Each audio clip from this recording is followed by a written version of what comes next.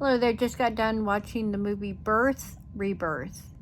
I'll see if I can link it below. It came out in 2023. It's rated R, and it is a 1 hour and 38-minute horror thriller movie. I wouldn't call it a horror movie.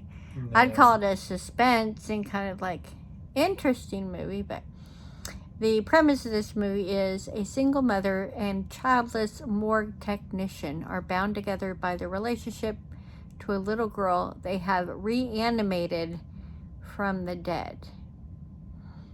And that's, yeah, straightforward on what it is. I think they did actually a pretty good job. It was interesting. I like the casting that they did with this. And I'd give it a solid 4 out of 5. What do you think?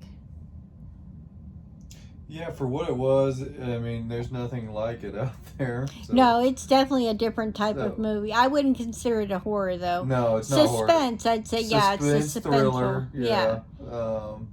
Yeah, probably a good 4, yeah. See, I wouldn't even call it a thriller, because I didn't find it to be thrilling. Yeah. But suspenseful, yes. Yeah, definitely suspenseful. And just outright interesting. Yeah.